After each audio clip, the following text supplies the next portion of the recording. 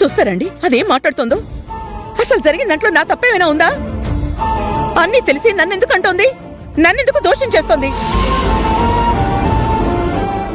నేనేదో తన కూతుర్ని లాగేసుకున్నట్టు ఏదో దూరం చేయాలి అన్నట్టు చూస్తుంది. నా పక్కన కూర్చుని పూజ జరిపించినంత మాత్రానా నేను తల్లినైపోతానా?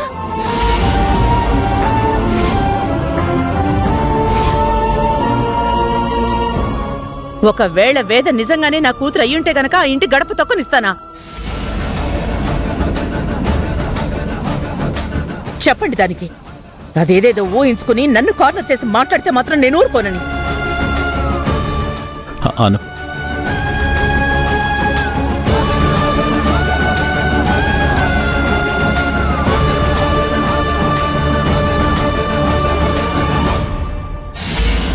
మావా, నాతో నీతో మాట్లాడాలి. దేని గురించిరా? రా చెప్తాను.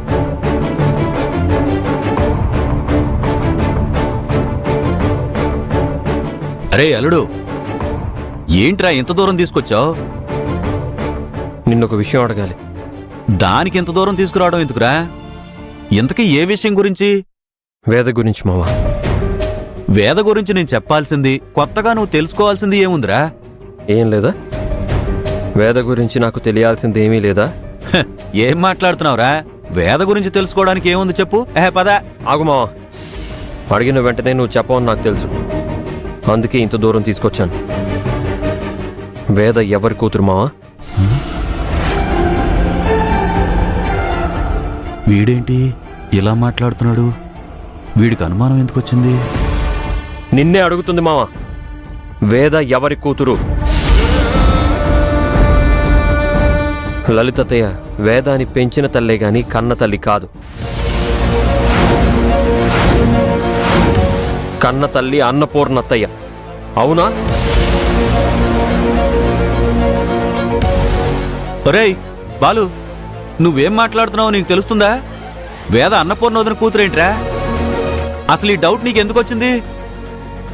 వేద అన్నపూర్ణ వదిన కూతురైతే గనక లలిత వదిన దగ్గర ఎందుకుంటుంది? దానికి కారణం నువ్వే చెప్పాలి మావా. అందుకే అడుగుతున్నాను. చెప్పు మావా. లేదలుడు, వేద లలిత వదిన కూతురే. నీకెవరో లేనిపోయిన అనుమానం రేకెత్తించారు. అందుకే దాంతో నువ్వు అదే నిజం అనుకుని పొరపాటు పడుతున్నావు. నేనెవరో చెప్తే పొరపాటు పడుతున్నాను అంటావు. నువ్వు చెప్పింది నిజం అంటున్నావు. సరే, అయితే వేద లలితత్తయ్య కూతురే. అవును. అన్నపూర్ణత్తయ్యకి వేదకి సంబంధం లేదు. అన్నపూర్ణత్తయ్య వేదకి పెద్దమ్మ వరసే, కానీ అమ్మ అయితే కాదు. అంతేగా? అంతేరా, అదే నిజం. నా మీద ఒట్టు. నువ్వు నిజం చెప్తావని ఇంత దూరం తీసుకొచ్చాను. ఇంతలా అడుగుతున్నా నువ్వు అందరికీ తెలిసిందే చెప్తున్నావు గాని నిజమైతే చెప్పట్లేదు మావా. అంటే ఏంట్రా? నువ్వెటూ చెప్పట్లేదు కాబట్టి ఇదే మాటని అన్నపూర్ణత్తయ్య ఎదురుగా నిలబెట్టి మావయ్యని అడిగేస్తా. అల్లుడు అల్లుడు ఆగరా. ఎందుకు ఆపుతున్నావు మావా? అందరూ తప్పుగా చెప్తున్నారు, నేనేదో భ్రమపడుతున్నాను అన్నావు కదా. నువ్వు చెప్పింది నిజమంటున్నావు కదా. నువ్వు చెప్పేదే నిజమని నాకు అక్కడ క్లారిటీ రావాలి కదా. అందుకని మావయ్యని అడిగితే క్లారిటీ వస్తుంది కదా. అందుకే వెళ్ళి అడుగుతాను. అంటే నువ్వు నా మాట నమ్మవా? ఎప్పుడైనా నీకు అబద్ధం చెప్పానా? చెప్పలేదు మావా, కానీ ఇప్పుడు చెప్తున్నావు కదా.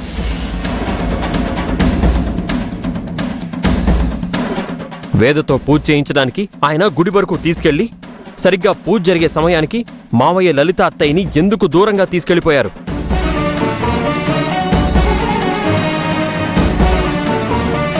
నాకప్పుడు అర్థం కాలేదు మావా. లలిత అత్తయ్య చేతుల మీదుగా జరగాల్సిన పూజని అన్నపూర్ణ అత్తయ్య చేతుల మీదుగా జరిపిస్తున్నారని. లలిత అత్తయ్య బాధపడుతుంటే మావయ్య నువ్వు అప్పుడు ఎందుకు ఆనందపడ్డారో నాకు అర్థం కాలేదు మావా. కానీ దానికి కారణం ఏంటో నిజమేంటో నాకు తెలిసిపోయింది మావా.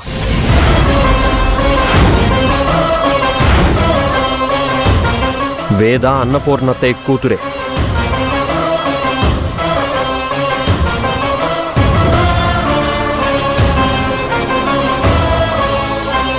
వాళ్ళ డెలివరీ రోజు హాస్పిటల్లో లలిత అత్తయ్యకి పుట్టిన బిడ్డ పురిట్లోనే చనిపోతే అన్నపూర్ణ అత్తయ్యకి పుట్టిన 2 బిడ్డల్లో ఒక బిడ్డని మావయ్య తన చేతులతో లలిత అత్తయ్య దగ్గరికి చేర్చాడు.